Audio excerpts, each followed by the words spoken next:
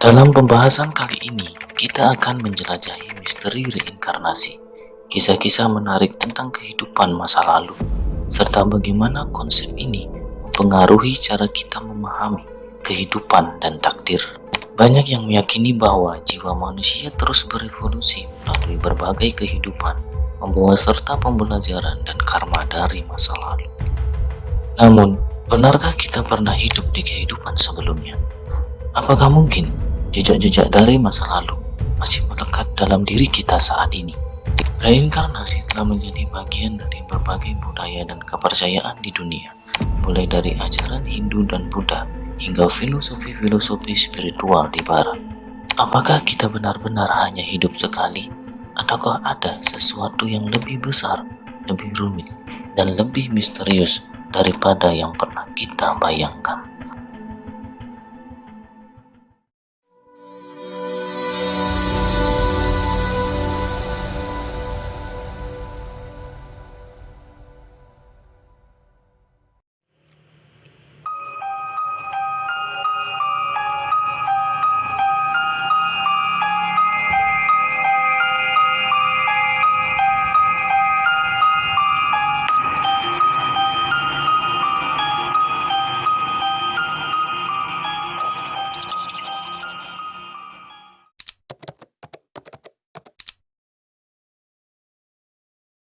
Bagaimana jika ada bukti bahwa kehidupan tidak berhenti setelah kematian? Bagaimana jika seseorang bisa terlahir kembali dengan ingatan masa lalunya? Kisah luar biasa seorang anak laki-laki dari Louisiana ini mungkin bisa menjawab pertanyaan itu. James Lineker lahir pada 10 April 1998 di sebuah keluarga yang bahagia di Louisiana, Amerika Serikat. Tapi semuanya berubah saat ia mulai mengalami mimpi buruk yang mengerikan. Berulang kali terbangun di tengah malam sambil berteriak, pesawat jatuh dan terbakar, orang kecil tidak bisa keluar.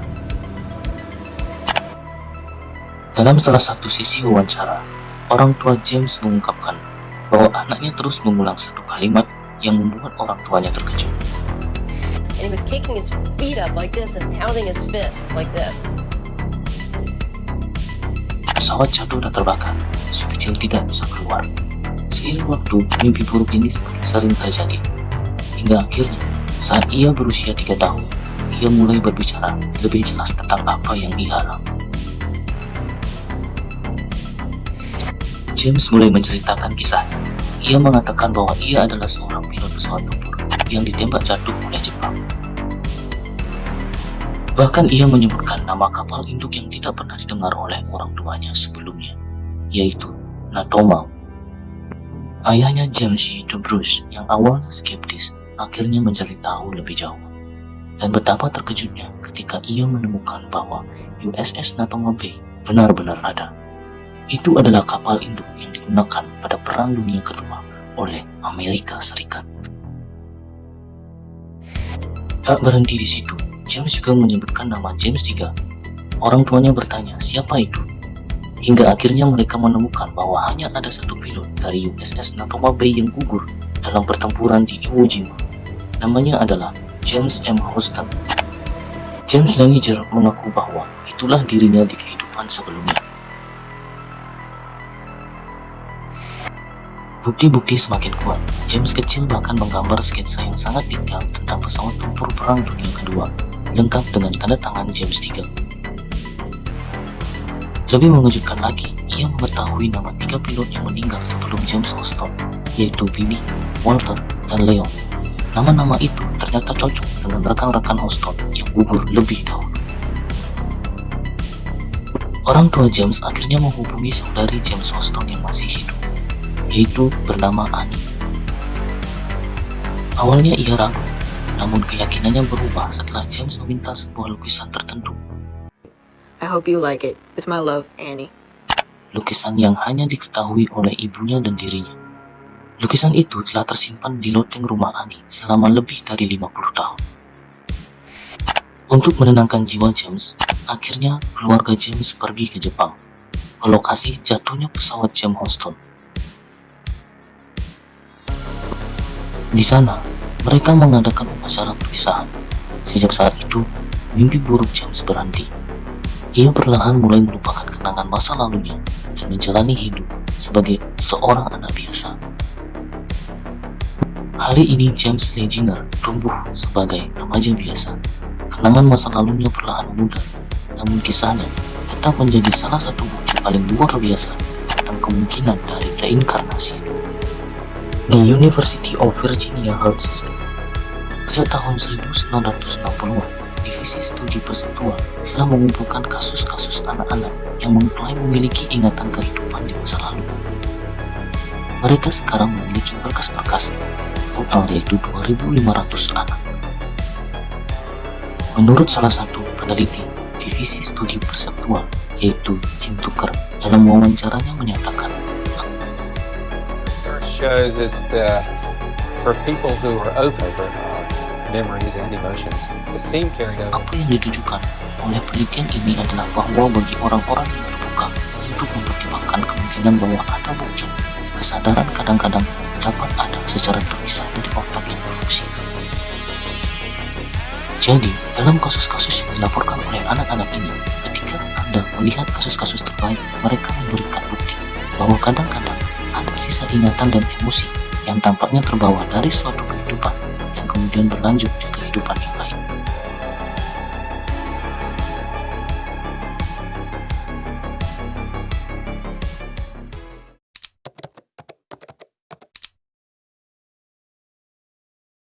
Apakah kehidupan setelah kematian itu nyata? Dapatkah seseorang terlahir kembali dengan kenangan dari kehidupan sebelumnya? Seorang anak kecil bernama Cameron McCauley percaya bahwa ia memiliki jawaban untuk pertanyaan ini.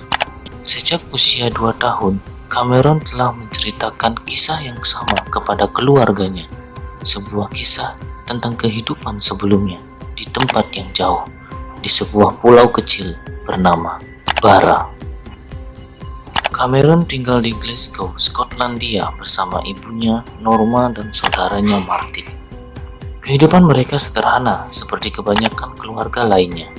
Namun, sejak kecil, Cameron menunjukkan sesuatu yang unik. Ia mulai berbicara tentang rumahnya di Bara, tentang keluarganya di sana, tentang pantai tempat ia bermain, dan bahkan tentang anjing kesayangannya. Setiap kali berbicara tentang Bara, ekspresinya penuh emosi. Ia berkata, brothers and sisters. "Aku adalah anak Bara. Aku punya rumah di sana. Ibuku di Bara. Ayahku juga di Bara." Anehnya, tidak ada satupun anggota keluarganya yang pernah berkunjung ke pulau tersebut, apalagi memiliki koneksi dengan orang-orang di sana. Seiring bertambahnya usia, cerita Cameron tidak berubah. Justru semakin rinci. Ia bisa menggambarkan rumahnya dengan detail yang mengejutkan, bahkan sampai ke jendela dan jalanan di sekitarnya. Ia mengingat bagaimana ayahnya di Bara tidak pernah melihat ke kiri dan ke kanan sebelum menyeberang jalan. Ia bahkan mengatakan bahwa ia memiliki saudara-saudara di sana. Norma, ibunya, awalnya menganggap semua ini sebagai imajinasi seorang anak kecil. Like he's making things up. And then I was thinking, how does he know the name back? Namun, semakin lama ia semakin bingung dan penasaran. Bagaimana mungkin ia tahu tentang Bara? Kami tidak pernah berbicara tentang tempat itu sebelumnya. Kami juga tidak punya keluarga di sana. He says in like small planes like. Kisah Cameron akhirnya menarik perhatian seorang psikiater dan juga salah satu peneliti di University of Virginia, Amerika Serikat, yaitu Dr. Jim Tucker. Ia adalah seorang peneliti yang telah lama mengkaji fenomena anak-anak dengan ingatan dari kehidupan sebelumnya. Dr. Jim Tucker telah meneliti banyak kasus di seluruh dunia, dan Cameron menjadi salah satu yang paling menarik. Bersama ibunya, Cameron akhirnya memutuskan untuk melakukan perjalanan ke Bara untuk membuktikan apakah cerita yang ia katakan benar adanya. Setibanya di sana, Cameron tidak asing dengan tempat itu. ia langsung mengenali beberapa lokasi yang hanya diketahui oleh orang-orang yang pernah tinggal di sana. Ia juga menunjukkan sebuah rumah yang menurutnya adalah rumahnya dulu. "Ini rumahku," katanya dengan penuh keyakinan. "Aku pernah tinggal di sini." Well, the Matrix has all on the way. You're the person that left it? But I remember. Norma dan Dr. Jim Tucker sangat terkejut. Mereka melakukan penyelidikan lebih lanjut dan menentukan bahwa rumah yang ditunjukkan Cameron memang pernah dihuni oleh keluarga yang memiliki kehidupan seperti yang ia ceritakan. Bahkan mereka menemukan informasi tentang seorang pria yang dulu tinggal di sana dan memiliki kehidupan yang mirip dengan yang diingat Cameron. Certainly the name Robertson does feature. Dr. Jim Tucker percaya bahwa kasus seperti Cameron tidak bisa diabaikan begitu saja. In a place that doesn't change too rapidly, so hopefully he'll be able to. Ada banyak anak di seluruh dunia yang memiliki kenangan aneh tentang kehidupan masa lalu mereka. Apakah ini bukti bahwa reinkarnasi itu nyata, atau ada penjelasan lain yang belum kita pahami? Tentu saja ada skeptisisme. Beberapa orang menganggap ini hanyalah hasil dari imajinasi anak-anak, atau mungkin informasi yang didapat dari media tanpa disadari. Namun, fakta bahwa Cameron bisa mengenali tempat yang belum pernah ia kunjungi tetap menjadi misteri yang sulit dijelaskan.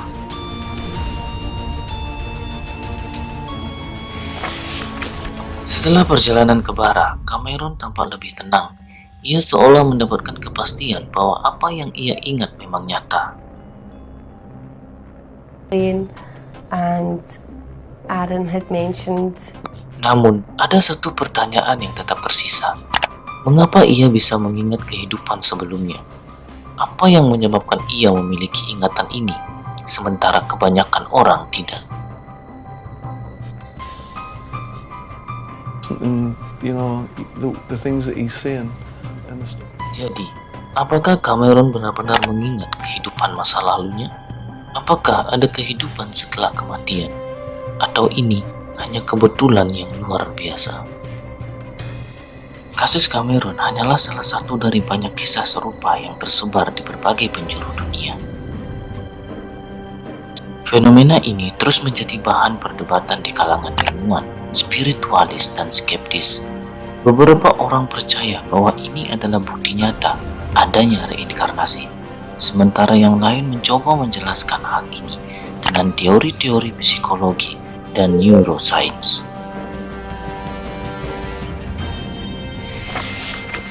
Meskipun tidak ada jawaban pasti mengenai apakah kehidupan setelah kematian benar-benar ada, kisah Cameron memberikan bahan pemikiran yang mendalam.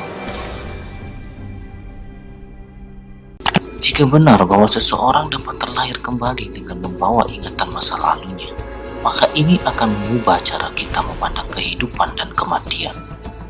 Hingga saat ini, pertanyaan tentang kehidupan setelah kematian tetap menjadi misteri besar yang mungkin suatu hari nanti akan terpecahkan.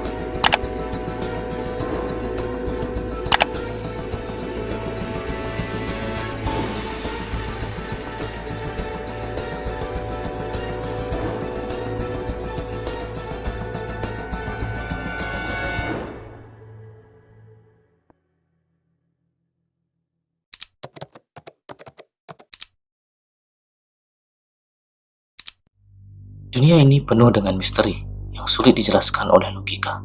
Salah satunya adalah konsep reinkarnasi, gagasan bahwa jiwa seseorang bisa lahir kembali dalam tubuh yang berbeda setelah kematian. Banyak kisah tentang orang-orang yang diyakini sebagai reinkarnasi dari tokoh-tokoh terkenal di masa lalu. Tapi, bagaimana jika saya katakan bahwa ada kemungkinan besar bahwa pendiri Ferrari, Enzo Ferrari, telah terlahir kembali sebagai seorang pesepak bola terkenal? Inilah kisah mengejutkan tentang dua pria yang berasal dari dunia yang berbeda, tetapi memiliki banyak kesamaan yang sulit diabaikan.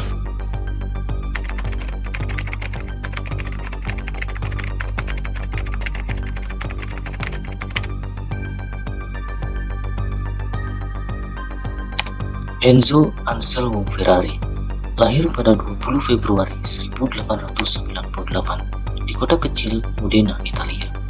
Tumbuh di era kemajuan teknologi yang pesat, ia segera terpikat oleh industri otomotif yang sedang berkembang pesat. Enzo muda memiliki tekad yang kuat. Ia tidak hanya ingin menjadi bagian dari dunia balap, tetapi ia juga ingin menguasainya. Pada tahun 1917, Enzo bergabung dengan Angkatan Darat Italia dan bertugas di Divisi Artileri Alpen ketiga. Namun, penyakit flu parah membuatnya harus diberhentikan dengan terhormat. Tidak patah semangat, ia kemudian pindah ke Milan pada tahun 1919 untuk bekerja sebagai test driver di sebuah perusahaan otomotif.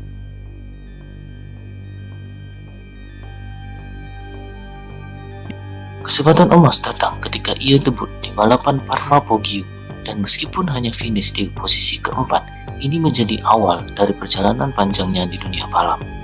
Kemenangannya di Circuito del Savio tahun 1923 mempertemukannya dengan keluarga Francesco Baracca, seorang pilot tempur terkenal yang memberikan saran untuk menggunakan simbol kuda jingkrak sebagai lambang keberuntungan. Lambang inilah yang kelak menjadi ikon Ferrari yang kita kenal saat ini.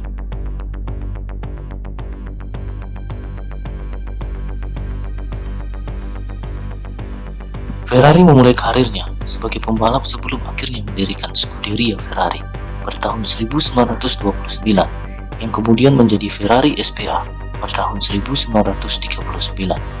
Mobil-mobil ciptaannya menjadi simbol kecepatan, kemewahan, dan inovasi. Berkat visinya, Ferrari menjadi salah satu merek mobil paling berpengaruh dalam sejarah.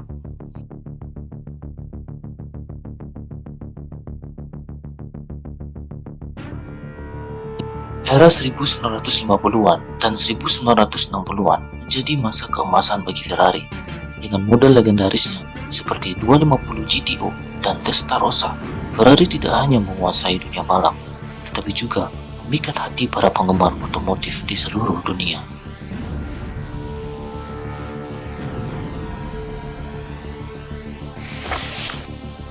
Di era 1950-an, Ferrari semakin mendominasi dunia balap. Pembalap Ferrari pada saat itu, yaitu Alberto Ascari, berhasil meraih gelar juara dunia pada tahun 1952 dan 1953. Tidak hanya di lintasan balap, Ferrari juga mulai memproduksi mobil untuk jalan raya, yang segera menjadi simbol kemewahan dan prestis. Orang-orang kaya dan terkenal berlomba-lomba untuk memiliki salah satu mobil Ferrari yang luar biasa ini.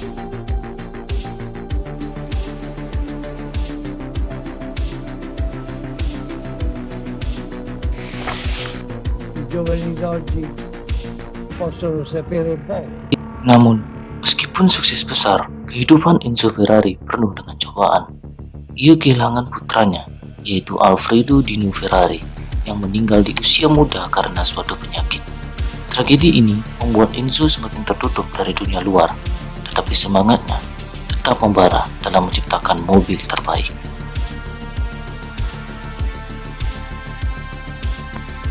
Jalan menuju kejayaan tidak selalu mulus. Perang Dunia II membawa cobaan berat bagi Enzo dan Ferrari. Pabriknya di Maranello hancur akibat serangan bom.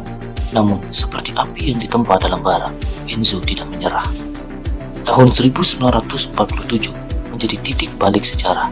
Dari abu perang, Ferrari lahir sebagai produsen independen dengan mobil pertamanya, yaitu Ferrari 125S.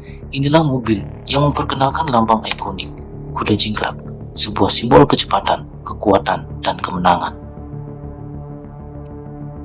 Akhir dari Perang Dunia II membuka kembali jalan bagi Enzo untuk kembali ke dunia balap. Pada tahun 1947, Ferrari memperkenalkan mobil balap pertamanya, yaitu Ferrari 125S, yang langsung mencetak kemenangan pertamanya di Grand Prix Roma. Prestasi tersebut terus berlanjut dengan kemenangannya di Mille Miglia pada tahun 1948. Pada tahun 1931, Enzo Ferrari memutuskan untuk pensiun dari dunia balap, dan pada tahun 1939, ia meninggalkan Alfa Romeo untuk memulai perusahaannya sendiri. Namun, perjanjian dengan Alfa Romeo melarangnya menggunakan nama Ferrari dalam bisnisnya selama 4 tahun. Perang Dunia II juga mempengaruhi bisnisnya, memaksanya untuk memindahkan pabrik ke Maranello dan beralih ke produksi mesin industri.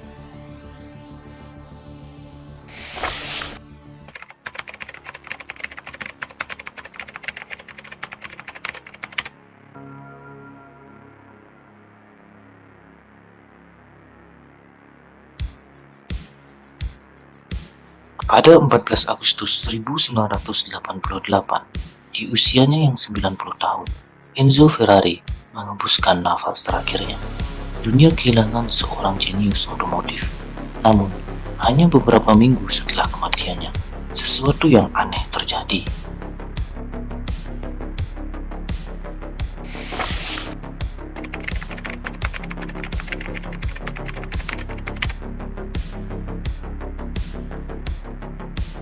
Pada 15 Oktober 1988, seorang anak laki-laki lahir di Jerman dari keluarga keturunan Turki. Namanya Mesut Ozil. Sejak kecil, Ozil menunjukkan bakat luar biasa dalam sepak bola. Kemampuannya membaca permainan, memberikan umpan akurat, dan mengendalikan bola dengan sempurna membuatnya menjadi salah satu gelandang terbaik di dunia. Karir sepak bolanya dimulai dari Akademi Schalke, di mana bakatnya mulai terlihat. Tak butuh waktu lama bagi Ozil untuk menarik perhatian klub-klub besar Eropa dengan gaya bermainnya yang elegan dan penuh kreativitas.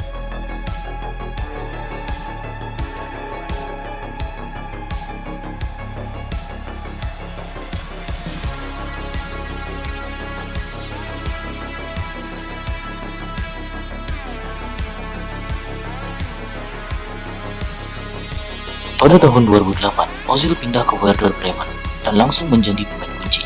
Ia membawa Bremen meraih DFB Pokal pada musim 2008-2009.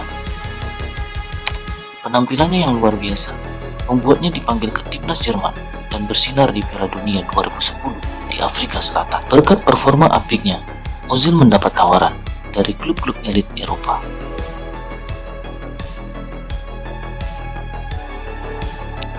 Setelah Piala Dunia 2010, Real Madrid merekrut Ozil dengan harga sekitar 15 juta euro.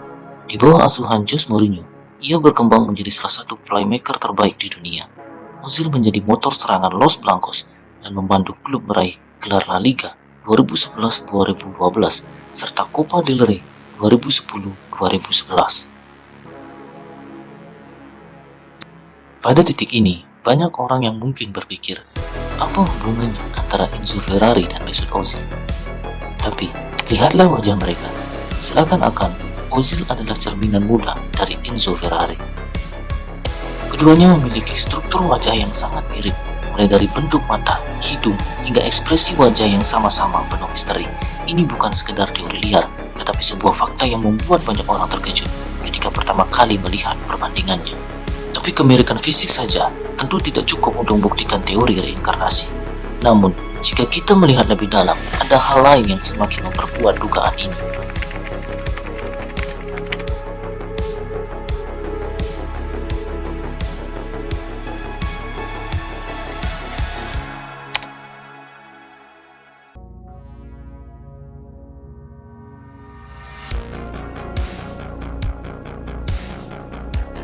Jadi, apakah semua ini hanya kebetulan?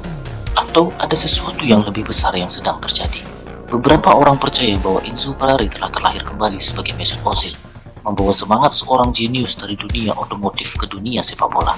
Namun, tentu saja tidak ada bukti ilmiah yang bisa membuktikan bahwa reinkarnasi benar-benar terjadi. Ini tetap menjadi misteri yang hanya bisa kita renungkan.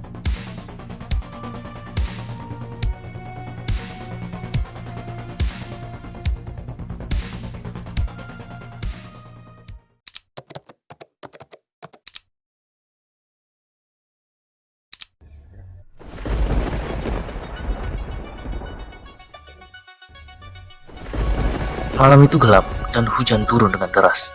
Di dalam rumahnya, seorang pria bernama John Pollock gelisah di ruang kerjanya, menghisap sebatang rokok dengan penuh pemikiran. Sementara keluarganya telah terlelap di kamar masing-masing. John tidak bisa memejamkan matanya. Ada sesuatu yang terus menghantuinya. sesuatu yang selama ini menjadi pertanyaan besar dalam hidupnya. John meletakkan rokoknya, berlutut, dan mulai berdoa. Ia percaya bahwa doa adalah cara terbaik untuk mencari jawaban. Ia yakin bahwa ia telah menemukan kebenaran tentang kehidupan setelah kematian. Tetapi ia membutuhkan bukti, bukan tentang surga atau neraka, melainkan sesuatu yang lebih dalam, yaitu reinkarnasi. John Pollock percaya bahwa setelah kematian, kita akan kembali ke dunia ini dalam bentuk yang berbeda. Namun, berkali-kali ia meminta bukti. Tuhan tidak pernah memberinya jawaban. Namun malam itu, sesuatu yang aneh terjadi. Saat John hendak tidur, tiba-tiba suara teriakan keras menggema dari kamar putranya, yaitu Ian Pollock, yang berusia 14 tahun. John bergegas dan masuk, menyalakan lampu. Ia melihat Ian duduk tegak di tempat tidur. Wajahnya dipenuhi keringat dan napasnya terengah-engah. Ketika ditanya, ia menceritakan bahwa ia baru saja mengalami mimpi buruk yang begitu nyata. Dalam mimpinya, ia melihat seseorang dalam keluarga mereka akan mengalami kecelakaan yang mengerikan. Sesuatu yang tragis akan terjadi, dan itu akan terjadi di ujung jalan. John berusaha menenangkan putranya, menganggap itu hanyalah mimpi buruk biasa. Namun, ada sesuatu yang membuat resah, seolah-olah ini adalah pertanda. Beberapa hari kemudian, kejadian yang tak terduga terjadi. Sebuah peristiwa tragis yang akan mengubah keluarga Pollock selamanya. Saat itu adalah hari Minggu, tepatnya 5 Mei 1957. John Pollock, seorang pengantar susu lokal, menjalani rutinitasnya seperti biasa. Ia menikah dengan Florency dan memiliki 6 anak, di antaranya 4 anak laki-laki dan 2 perempuan. Kedua putri mereka bernama Joanne yang berumur 11 tahun dan Jacqueline yang berumur 6 tahun. Mereka adalah anak-anak yang penuh kasih dan bahagia. Pada pagi hari itu, mereka pergi ke gereja bersama teman mereka yang bernama Anthony, seorang anak laki-laki berusia 9 tahun. Ayah Anthony kemudian menceritakan bagaimana ia melihat ketiga anak itu berjalan bergandengan tangan di trotoar menuju gereja. Tak ada yang menyangka bahwa perjalanan pagi itu akan menjadi perjalanan terakhir bagi kedua saudari itu. Tanpa peringatan, sebuah mobil hijau tiba-tiba muncul dari belakang mereka. Mobil itu kehilangan kendali, naik ke trotoar dan melaju sejauh 150 meter sebelum akhirnya menabrak ketiga anak tersebut. Anthony terlempar ke sebuah taman terdekat, sementara Joanne dan Jacqueline tetap berada di trotoar, menerima dampak penuh dari tabrakan mengerikan itu. Tragedi itu mengguncang seluruh kota Hexham. Keluarga Pollock tenggelam dalam kesedihan yang dalam. Namun, dari kesedihan itu, sebuah keajaiban muncul. Kejadian yang tak bisa dijelaskan secara logis. Kejadian yang akhirnya menjadi bukti bagi John bahwa reinkarnasi itu nyata.